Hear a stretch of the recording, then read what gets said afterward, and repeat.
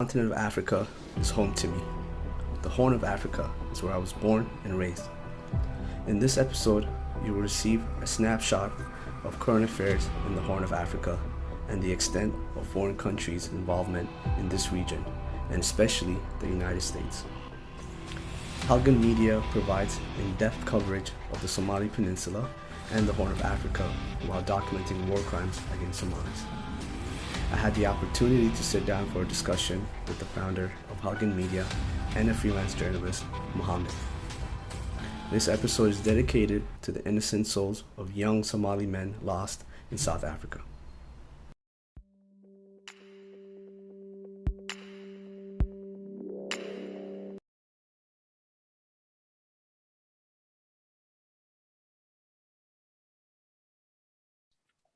How did you get started with Halgan Media as a founder? And let's talk a little bit about your background in media. Thank you. Well, in regards to Halgan Media, I started it in I believe late 2017, but I didn't start publishing until early 2018. My reason behind it was I really wanted to focus on human rights abuses affecting Somalis in the Horn, because it doesn't really get the coverage that it needs, you know. So that was one of the main purposes behind Halgan Media. It was started with writing articles, advanced over the past couple of years to actually doing documentaries on a YouTube platform that I have. That's what I would say. And my background, I would say I'm mainly a freelance journalist, and I've done reports with other mainstream outlets such as TRT, Byline Times in the UK, and just to name a few. Why do you think there is an in-depth coverage of the Horn of Africa, and especially the issues that goes on in Africa? I think there's in regards to covering issues in the Horn of Africa, I feel like from a Somali perspective, I believe it's a controlled narrative. You know what I mean? Because when you go on social media or even the mainstream or watch the mainstream outlets, they talk about perspectives. I've noticed a lot from a Tigray perspective or an Oromo perspective or a Amhara perspective. Rarely from a Somali perspective is it told, despite Somalis inhabiting territory in four separate countries. You know what I mean? And they do face the brunt of abuses and atrocities that have been taking place in the region, particularly the past 30 years. And the reason why it's not covered, I would say, is because a lot of these abuses are being either directly carried out or enabled by some of these, I would say, Western powers. You know what I mean? And that's why a lot of these Western media outlets might not pick up on it. Like CNN is American owned, so we're not going to pick up on drone strikes in Somalia, you know, or the British who are funding the Liu police paramilitary force in the Ogaden region. So BBC News is obviously not going to cover abuses carried out by them in that region, you know. So I would say that's the reason why behind it. So you quickly stepped into the something I'm very passionate about, which is a critical issue: drone strikes and the drone wars in Africa, and mainly the legacy of Obama and now Trump. What is Africom, which was created in 2006 and overseen by the Obama administration? Africom it's pretty much, they are the branch of the U.S. military that oversees military operations in the African continent. I believe, I think it was I don't think, maybe, I think it was maybe actually 2007 or 8 when they started. But what started as a small military operation on the African continent actually expanded over the past few years, particularly under Obama, as you stated. It just went berserk. And it got to a point where U.S. military operations and their presence even on the African continent skyrocketed, from opening a $100 million drone base in Niger to engaging in counter-terror operations in places like the Central African Republic, Uganda, and so forth. But when you look in regards to the Horn of Africa, I feel like Africom's presence, particularly I would say in a country like Somalia or the wider Horn, is the reason why it's heavily militarized today. Because if you've seen over the past few years, there's been an increased number of drone strikes by the U.S. The U.S. are also involved in counter-terror operations in Somalia as well. And they also have a large military presence, and they work collaborating with neighboring states like Ethiopia, Kenya, and have a huge military base in Djibouti. So, I mean, they might say their presence is to keep China or Russia at bay from the strategic region, but I would honestly say that it's mainly linked to securing U.S. Resources and strategic interests in the region under the guise of fighting terrorism. The biggest special forces activity happens in that region, especially in the Saharan region of Africa. What would you say is the legacy of Obama in Africa, because when he was elected, he was seen as the son of Africa, and there was a lot of hope in helping transform Africa, both economically, especially just the image of Africa on the world stage. So what would you say his lasting legacy is in Africa? I think Obama's legacy in Africa is man, honestly, I think it's deplorable and probably led to more suffering than that of Bush. My reason behind that is because I mean, if you look at the Obama era throughout the African continent, he supported so many tyrannical regimes and proxy wars. It's gone to a point where I would say, he's props up dictators in countries like Uganda. He takes part in overthrowing democratically elected leaders, as witnessed in Egypt, and he supports militarization of countries like Somalia under the guise of fighting terrorism. So I would say Obama's legacy in Africa was just one of evil. That's just my opinion. Sure, he was viewed by many people as being the son of Africa because his father is of Kenyan descent. But at the end of the day, I feel like he kept the establishment and the empire's, game plan going when it came to Africa: exploit, contain, and loot. So that's how I look at it, honestly. 16% of the oil comes from Africa that the US utilizes, as well as many other resources. It's just very unfortunate that it went down that route. Recently, there's been a clash of violence. There's been a lot going on in Somalia. Briefly, if you can go into explaining what's going on in Somalia from your perspective. Yeah, as of right now, there's a electoral problem in the country going on at the moment regarding the elections. And a lot of people look at it as like an election crisis between the government and opposition, but I honestly view it through a different perspective. I say it's a manufactured crisis. And my reason behind that is because all of this could have been avoided. That's in my opinion. How so? I'm sorry, go ahead. No, sorry. How so? Oh, yeah. Because, I mean, the current president, Farmajo, doesn't want to take part in elections, nor does he doesn't want elections to take place, nor does he actually want to step down from office, and the opposition is not having it.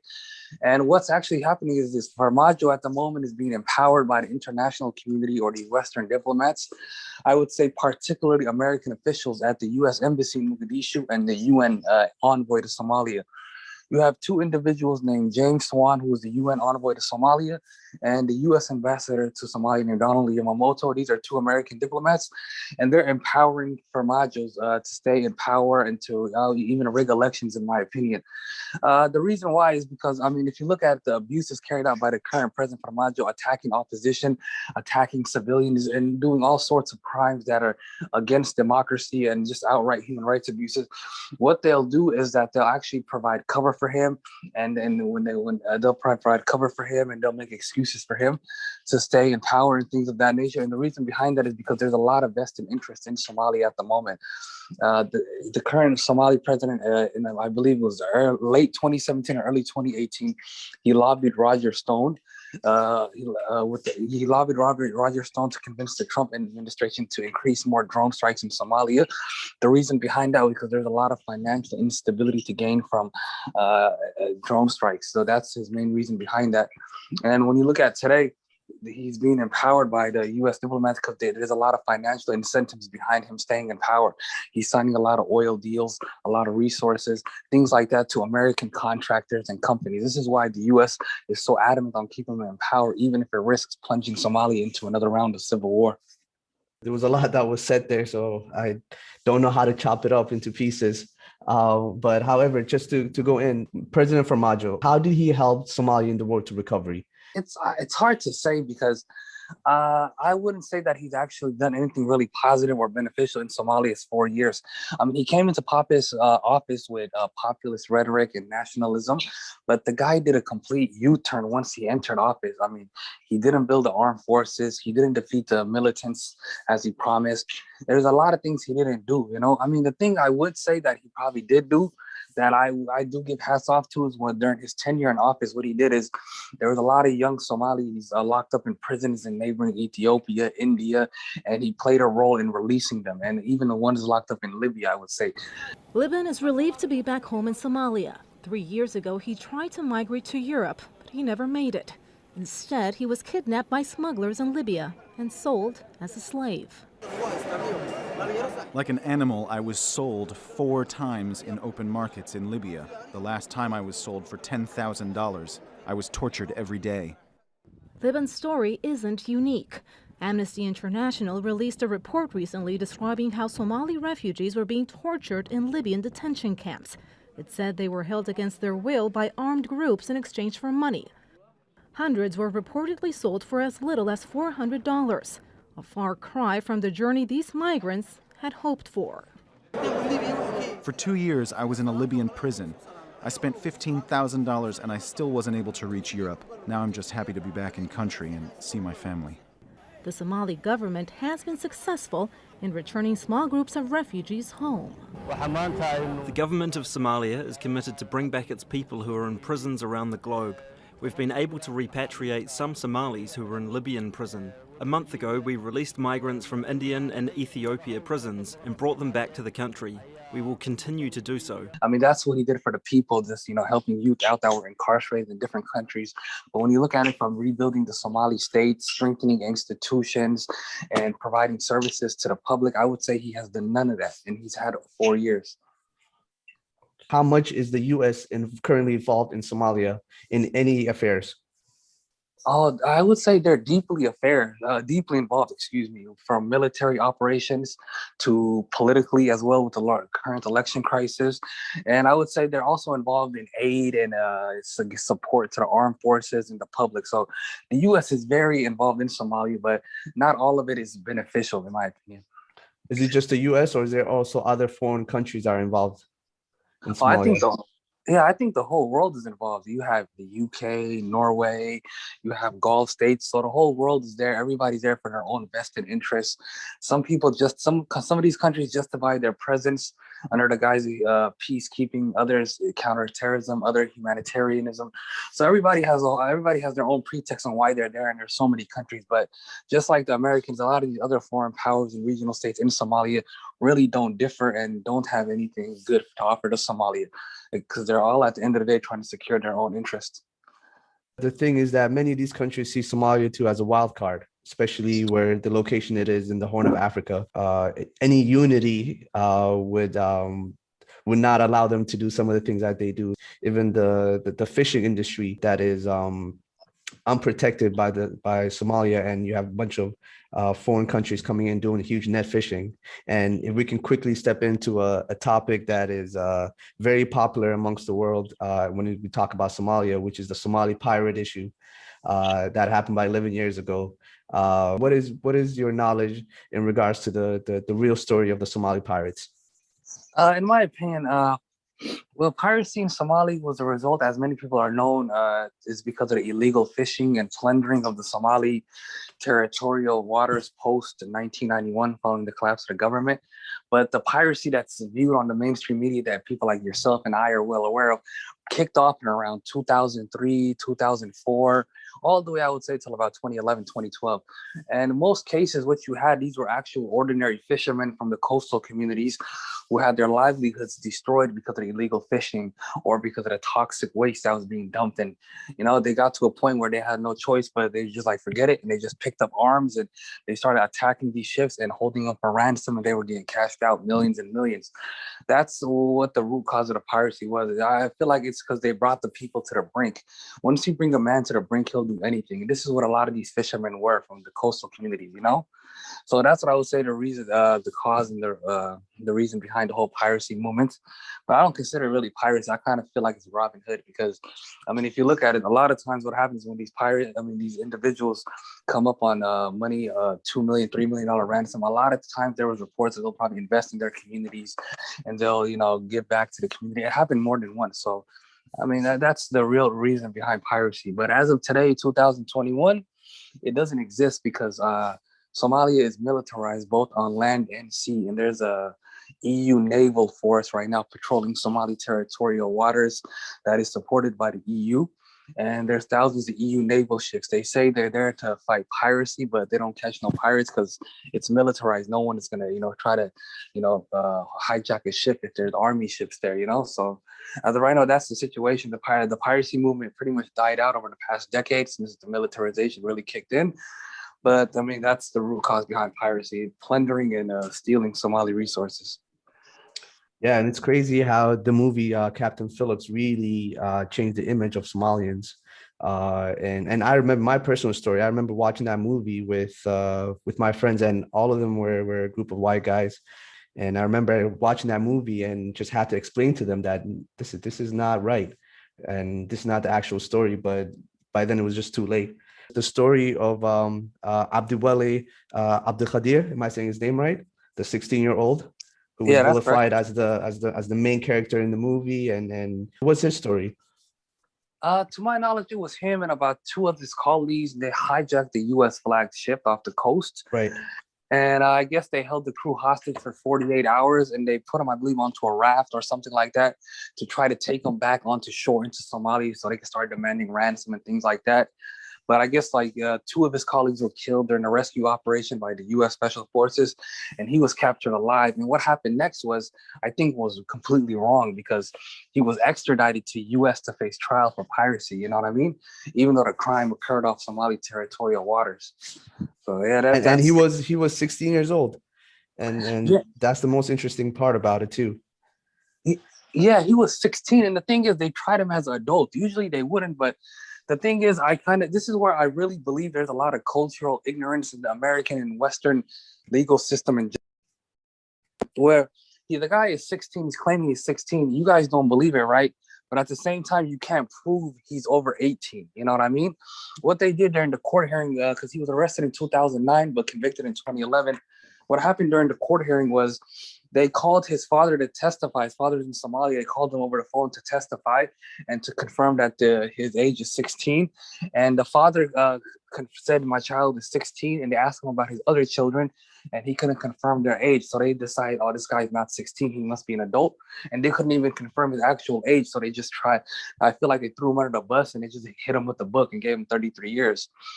And the reason I say, it's a lot of cultural ignorance, because if you look at Somalia, a lot of people that are from the rural communities and nomads, especially like maybe like our parents' generation and so forth, a lot of them might not know the exact day they're born, you know what I mean, or the exact year they're born. It's just how it is with Somali society, particularly those that hail from the rural communities. And then just to deny it and say, nope, he's over 18 without even knowing his actual age or without being able to prove his age, I feel like they just threw the guy under the bus. That's how I look at it. Oh, for sure. I can even speak of my personal story with my grandmother. We didn't know how old she was, all right? And some doctors said she was over the age of 100 years old. It's approximately maybe about 105 to 110, and we couldn't believe it. But so it's very that story is very true, and it's very unfortunate what happened to him. We can move on to a different issue, which is the Danab forces in Somalia, the Danab Brigade. What is the Danab Brigade, and what work do they do in Somalia, and what is the main objective of this force? Yeah, Danab was formed in 2013 during the Obama era. And the purpose behind it was to create an indigenous strike force able to target militants and carry out counterterrorism operations. Their training is overseen by Bancroft Global, which is our pretty much private contractor. They're mercenaries, but the politically correct term to use is private contractors with links to the State Department. They've been in Somalia since I believe it was the 2010, 2011 era. And most of these mercenaries there, I would say they're not all Americans. A lot of them are Europeans, and you have a substantial amount of white South Africans involved.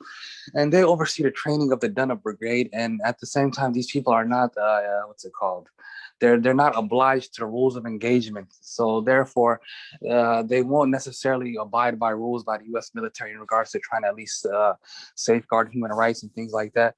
And I believe that's one of the main reasons why Bancroft and Danab in the past have been implicated in abuses. But as of today, Danab is about a 1,500 man force. They usually carry out raids alongside U.S. and other private contractors, and have also been implicated in abductions and summarily executions and a lot of abuses, honestly, under the guise of counterterrorism. So, and I think it's kind of unfortunate because if you look at Somali society today, a lot of Somalis will say, oh, these are special forces, or they're commandos. But at the end of the day, these men have been implicated in human rights abuses. You know what I mean? Just because, they're armed and trained by the U.S. and they're fighting terrorism, that's not the full story. There's a lot of innocent people who vanished or were killed at the hands of these individuals, So that's just a brief background into Danab. And that's the thing. There's no due process. I'm sure there's a lot of positive work that they do, and also some challenges that they have to face. However, there are wrongful killings or wrongful abductions, and the things that you never get to see that certain groups like this would ever face any trial. And that's very unfortunate. And similar thing happened in Iraq with the Blackwater, and that was also a very unfortunate story. Yeah, of course. Yeah, there is no due process because, I mean, in general, Somalia's judicial system is broken and non-existent in many places. And when you look at, and the problem is when it comes to counterterrorism operations, Somalia is one of those places where if you're suspected of having militant ties, you'll either vanish or get killed, maybe even both. And this is what happens to a lot of these people that are picked up during the raids by the Danab Brigade, you know?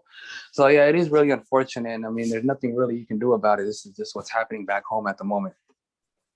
And what is really going on in South Africa? Recently, there have been multiple Somali, especially Somali young men and business owners killed or businesses burning down. And I've just been seeing a lot of stuff online explaining what the issues that are going on over in South Africa. Yeah, of course. In South Africa, there's a big Somali community, mainly from the business elite. And there's been a lot of killings. Somalis actually have been getting killed in South Africa for like a decade or so. Honestly, it's pretty rampant. But it's intensified over the past 50 years. I mean, so far this year, 19 Somalis have been murdered. Last year, a total of 33 Somalis were murdered. A lot of this violence is linked to the all-out xenophobia in the country. A lot of it is also linked to crime and things like that. But yeah, the Somali business community, they're often targeted, and most of these killings tend to take place in townships, which are not necessarily in the cities, but they're like located in like the slums. And I guess that's where a lot of the money's at. And these people are being targeted because Somalis, I mean, they're known to be naturally entrepreneurship, and they're well known in the business community. So a lot of Somalis are being targeted, but it's not just limited to Somalis. There's also plenty of Nigerians and people from Bangladesh that are being targeted. But Somalis are getting hit hard right now. Xenophobia is the main cause behind these murders, even because when I've spoken to a lot of the business community and other Somali journalists, that's what they'll tell me. I mean, and I think the ones behind the xenophobia in South Africa, surprisingly, is the current ruling party, the ANC. You know, they want to scapegoat ordinary African migrants and refugees for the socioeconomic problems that Blacks are facing in South Africa today. That's a result of white supremacy left behind despite decades ago since apartheid ended. And the ANC party, surprisingly, that was Nelson Mandela's party. You know what I mean? Before apartheid ended, they fought a struggle against colonialism and apartheid and all of that. But right now, they're the ruling party in South Africa, and it's unfortunate to see them scapegoating other Africans when they were supported worldwide as a Pan-African movement not too long ago. Yeah, that's very unfortunate, and we look forward to just seeing what happens next, and if people are brought to justice. So please keep us updated, and I'm sure we can follow your work on Twitter and on YouTube to see what's happening within South Africa. Of course. Is Africa divided or is it corrupted? I would say neither. I believe Africa is compromised, you know? When you look at it from Somalia, the DRC, Nigeria, I mean, Africa has so much potential. And it's not just resources. This is just a vibrant society that can accomplish so much, but they're just compromised by outsiders, you know? And these outsiders come in different forms, you know what I mean? They come in under the guise of, like I keep saying earlier, fighting terrorism, humanitarianism, development, and so forth. But at the end of the day, it's all linked to subduing Africa and exploiting Africa. So I would say just Africa is being compromised by its leadership, who are pretty much, betraying their people and working for these global powers.